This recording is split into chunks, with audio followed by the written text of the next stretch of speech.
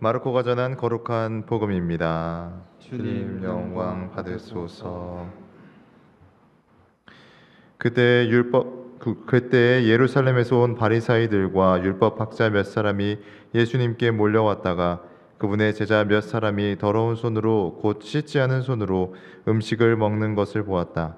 본디 바리사이뿐만 아니라 모든 유다인은 조상인들의 전통을 지켜 한 움큼의 물로 손을 씻지 않고서는 음식을 먹지 않으며 장터에서 돌아온 뒤에 몸을 씻지 않고서는 음식을 먹지 않는다.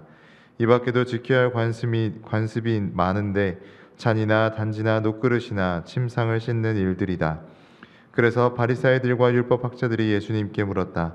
어째서 선생님의 제자들은 조상들의 전통을 따르지 않고 더러운 손으로 음식을 먹습니까? 예수님께서 그들에게 이르셨다. 이사야가 너희 위선자들을 두고 옳게 예언하였다.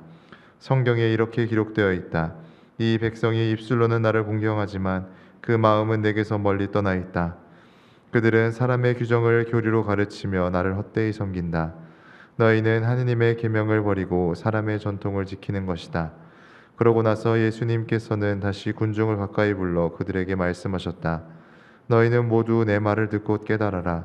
사람 밖에서 몸 안으로 들어가 그를 더럽힐 수 있는 것은 하나도 없다. 오히려 사람에게서 나오는 것이 그를 더럽힌다. 안에서 곧 사람의 마음에서 나쁜 생각들, 불륜, 도둑질, 살인, 간음, 탐욕, 악의, 사기, 방탕, 시기, 중상, 교만, 어리석음이 나온다. 이런 악한 것들이 모두 안에서 나와 사람을 더럽힌다. 주님의 말씀입니다. 그리스도님 찬미합니다. 찬미 예수님.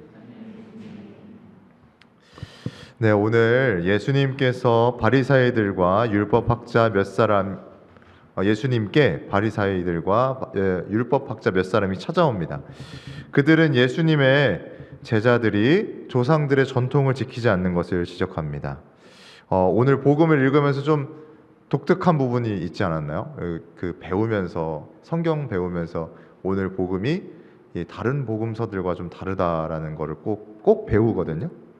그 복음 보면서 뭘 느끼는 거 혹시 있으셨나요?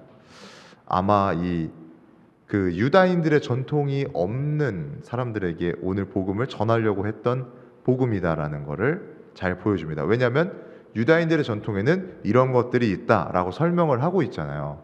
근데 그거를 전통적으로 다 알고 있는 사람이면 설명했을까요? 안 했을까요? 설명 안 했겠죠. 그러니까 그 전통을 모르는 사람들한테 어떤 맥락을 보여주고 맥락을 알려준다면 이 사람들은 그러니까 오늘 복음에서 이 사람들이 찾아와서 이런 걸 물은 겁니다 라고 배경을 설명해 준 이야기가 들어있는 거예요. 그래서 성경학자들이 마르코 복음은 유다인들의 공동체가 아닌 사람들한테 전하려고 했구나라는 거를 오늘 복음을 통해서 알게 되는 것입니다. 어찌됐든 이건 잠깐 상식이었고, 어찌됐든 이 사람들에게는 그 당시 사람들에게 조상들의 전통, 손을 씻지 않고 음식을 먹지 않는다라는 전통이 있었다는 거죠. 근데 지금 기준으로 어떤 위생상 우리가 알잖아요. 밥 먹기 전에 좀 손을 씻고 좀 손을 깨끗하게 하고 밥을 먹어야 된다라는 걸 잘 알고 있는데 과연 그런 이유로 이런 전통이 생겼을까요? 아마도 그런 위생상 어떤 그런 이유는 아니었을 것입니다. 뭐 그랬을 수도 있죠. 좀 더러우니까 그러니까 그런 어떤 문화로 정착되고 뭐 그랬을 수도 있는데 제가 생각하고 배웠던 바에 의하면 위생적인 것보다도 사실은 어떤 정결 그러니까 그 당시 사람들이 제일 많이 생각했었던 하느님께 다가가기 위해서 깨끗해지는 것과 관련이 많이 있었겠죠. 그래서 예수님께서 그들의 질타 섞인 그런 물음 왜 안 씻고 이렇게 음식을 제자들이 먹습니까? 이렇게 물으니까 예언서를 인용하시면서 답합니다.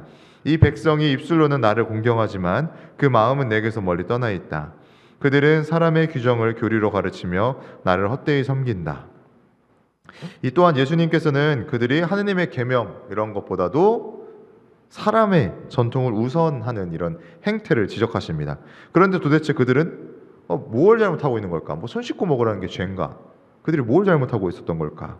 무엇 때문에 예수님께 이런 말씀을 듣게 된 걸까라는 생각을 해봅니다.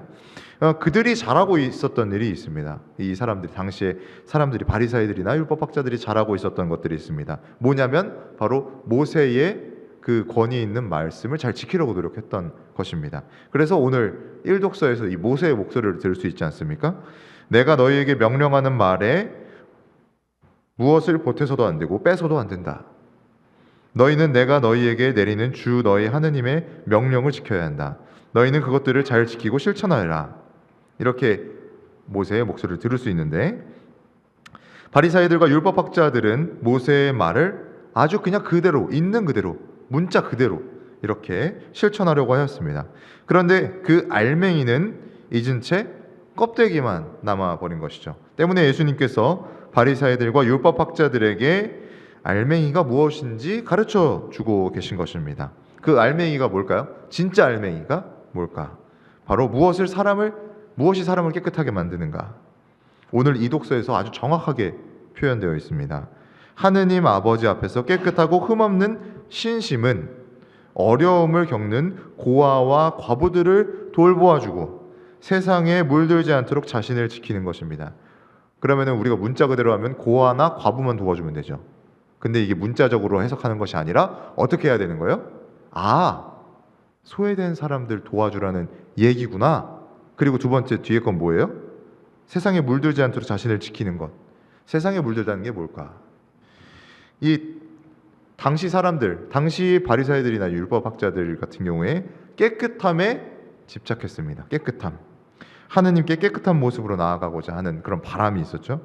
그런데 정작 깨끗하고 흠없는 신심은 오늘 말씀대로 주변 사람들, 이웃들을 도와주고 연대하는 것입니다. 그리고 세상의 흐름대로 살기보다 하느님과 함께 살아가기 위해서 자신을 지키는 것입니다. 그러니까 세상의 흐름을 뭘까요? 우리 다볼사회 교우분들은 세상의 흐름 따라 사는 게 뭘까요? 바로 요즘은 아마 돈만 쫓아 사는 삶이 아닐까 하는 생각을 해봅니다. 이 돈만을 쫓아서 사는 것보다도 더 큰 지혜를 바라며 살아가는 것이 우리 영과 육을 지키는 방법일 것입니다. 우리도 오늘 살아가면서 당시 바리사이들과 율법학자들처럼 자신의 기준대로 다른 이들을 아주 쉽게 심판해 버릴 수 있습니다. 심판은 하느님께 맡기고 우리는 깨끗하고 흠없는 신심으로 주님께 나아갔으면 합니다. 우리가 우리의 좁은 잣대를 내려놓을 때 입술뿐만이 아니라 마음으로도 주님을 섬기는 진실한 신앙인이 될 것입니다. 너희는 모두 내 말을 듣고 깨달아라. 아멘.